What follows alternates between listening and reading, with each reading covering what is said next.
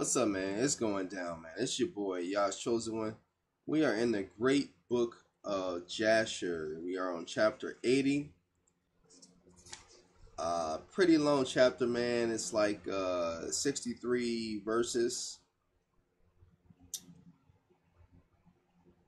I'm probably going to make this a 3-part series. I'll go from, we'll start the first video. We're going to read from verse 1 to verse 25, okay? From verse 1 to verse 25. All right, this is a very important chapter, man, so get your pen and paper, take some notes down, get your tablet, whatever you take your notes on, and, take some notes down, man. If you have any questions, hit me up at the bottom. All right, man, here we go. Chapter 80, Great Book of Jasher. And at the end of 2 years, Yah again sent Moshe to Pharaoh to bring forth the children of Israel and to send them out of the land of Egypt. All right. And Moshe went and came to the house of Pharaoh, and he spoke to him the words of Yah who had sent him. But Pharaoh would not hearken to the voice of Yah, and the power roused his might in Egypt upon Pharaoh and his subjects, and the Most High smote Pharaoh and his people with very great and sore plagues. Okay. All right. So now in the book of Jasher, we're going to start seeing the plagues come to play, but in detail. So you really need to take some notes on this. All right. And Yah sent by the hand of Aaron and turned all the waters of Egypt into blood with all their streams and rivers. So that's in Exodus chapter 7 verse 20. Their streams and their rivers, and for any civilization to have any kind of success, it has to have some kind of water. It has to have some kind of resource of water somewhere. And you turn their water into blood. That's not good. This is Exodus chapter 7 verse 20. And when an Egyptian came to drink and draw water, he looked into his pitcher, and behold, all the water was turned into blood. And when he came to drink from his cup, the water in the cup became blood. So everything that had to do with water was blood. So just think about it, man. You can't drink anything. I'm even thinking about wine.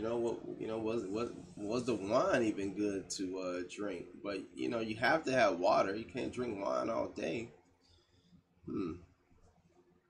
And when a woman kneaded her dough and cooked her victuals, their appearance was turned to that of blood, because everything requires water. You have to have your wet ingredients. You have to have your dry ingredients. And the wet ingredient was water. And that was turned into blood too. And Yah sent again and caused all their waters to bring forth frogs. And all the frogs came into the houses of the Egyptians. That's in Exodus 8 verse 6. We just read that. And when the Egyptians drank, this is disgusting. Remember I said this was going to be disgusting? Now listen to this. And when the Egyptians drank, their bellies were filled with frogs, and they danced in their bellies as they danced within the river. So when he was drinking, these tadpoles or frogs, they was hopping in their stomach, man. How disgusting. They were incubating their stomach. These tadpoles were incubating their stomachs. They would become frogs, and they would be in their stomach. I couldn't even imagine it. The disgustingness of the diarrhea, everything. And you about regurgitated frogs, man. That's nasty. And all their drinking water and cooking water turned to frogs. Also, when they lay in their beds, their perspiration bred frogs. How nasty. They didn't have air conditioning back then. They had fans. So it was hot. So when they perspired at night, that perspiration is water, and it turned into frogs as well. So they beds have frogs. Oh my God, their beds have frogs in them. You talking about people talking about bed bugs? Nah, how about frog bugs? That's nasty. You have a frog hopping around in your bed, man. Not just a single frog, but frogs. Notwithstanding all this, the anger of Yah did not turn from them, and his hand was stretched out against all the Egyptians to smite them with every heavy plague. You still think the Most High is just love? Does this look like love? Ah, man, he's smiting these fools.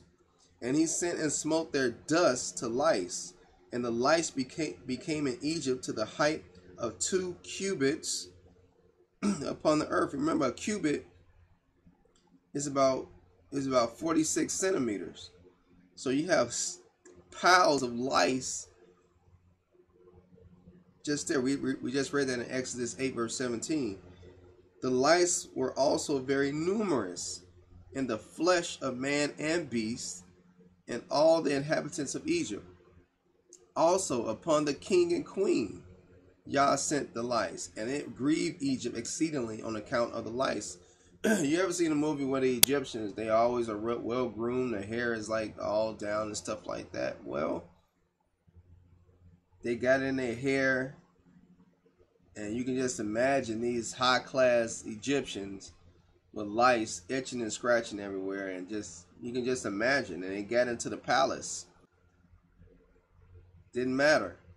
Like I said, the Most High can give and he can take away with the most easiest and most random of things. Notwithstanding this, the anger of Yah did not turn away. His hand was still stretched over Egypt.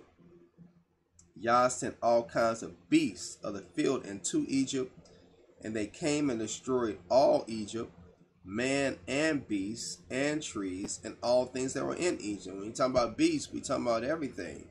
We talking about lions, tigers, bears, oh my. We talking about everything. And Yah sent fiery serpents, scorpions, mice, weasels, toads, together with other creeping in dust. Everything that's in the ground, rats, I'm pretty sure, weasels, it doesn't matter. The Most High sent these things to Egypt to destroy. Flies, hornets, fleas, bugs, gnats, each swarm according to his kind. And we know what fleas can do and rats can do. Just think about Europe and the bubonic plague. I mean, I'm pretty sure this, with these bugs and stuff, disease was rampant.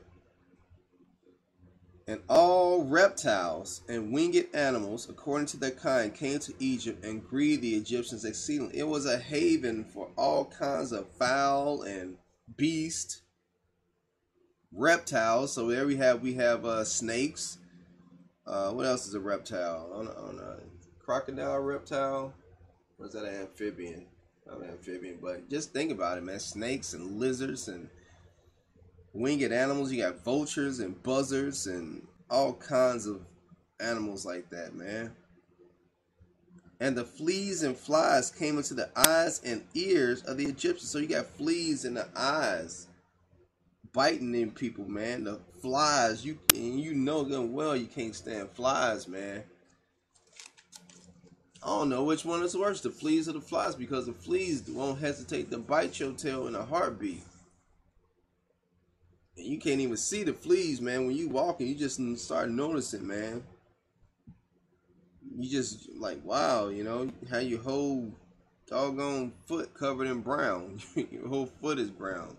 You wear some white, and then you see a bunch of fleas on you, man. That has to be disgusting.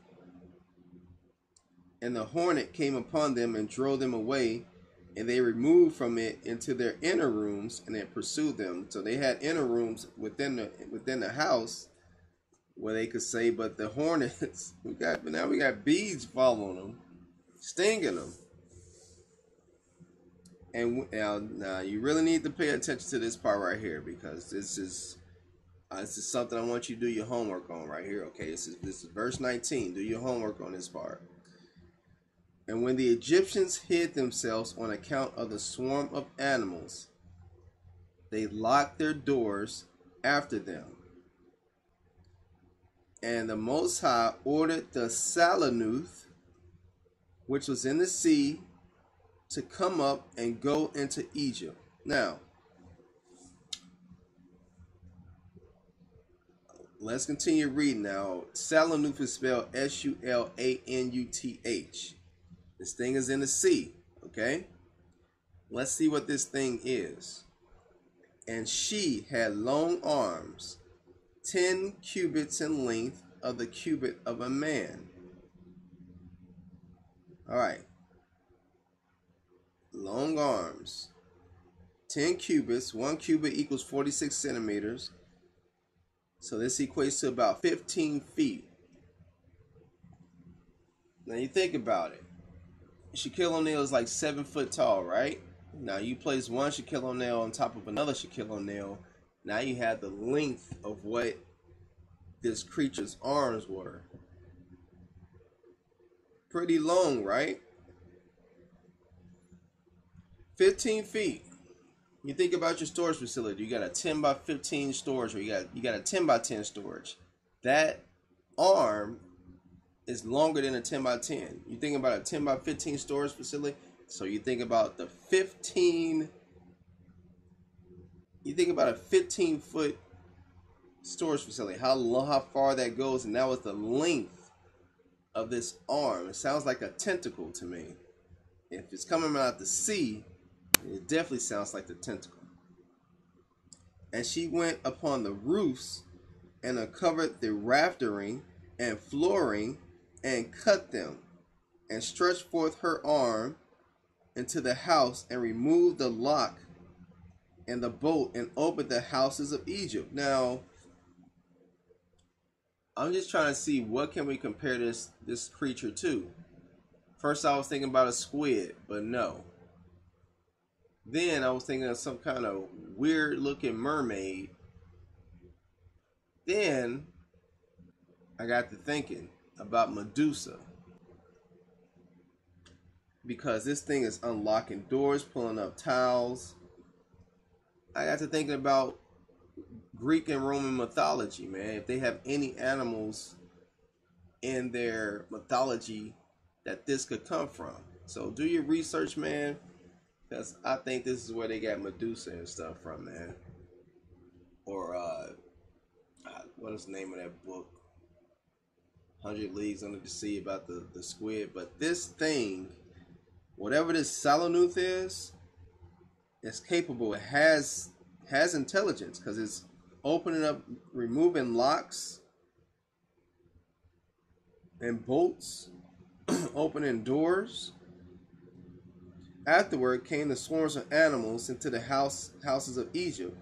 So not only was this thing some kind of creature, it definitely is a human, but it was opening up the locks and doors so the animals could come into the houses of the Egyptians.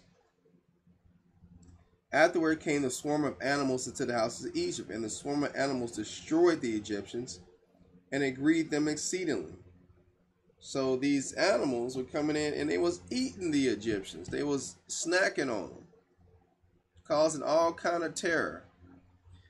Notwithstanding this, the anger of Yah did not turn away from the Egyptians, and his hand was yet stretched forth against them. And the power sent the pestilence, and the pestilence pervaded Egypt, in the horses and asses, and in the camels, and herds of oxen and sheep, and in man. And when the Egyptians rose up early in the morning to take their cattle to pasture, they found all their cattle dead. And notice, it's only the Egyptians that's finding all this stuff. All right, man, this is your boy, Yah's Chosen One, man, doing it one more again at you, baby. And yo, and you know, just think about that, man. Again, Salanuth. That's your That's your vocabulary word for today. Salanuth. Salanuth. You know, do some research on that. Probably won't find much about it, but definitely here in the book of Jasher, man. All right, man. I'll catch you guys on the next video. Feel free to leave any comments down at the bottom. This is a great study right there. It's pretty good. I learned a little bit more. You know, like I said, the book of Jasher goes into depth. It wasn't just flies and lice and stuff, man. It was all kinds of stuff that was going on in Egypt, man. All kinds of stuff. All right, catch you on the next one. Shalom.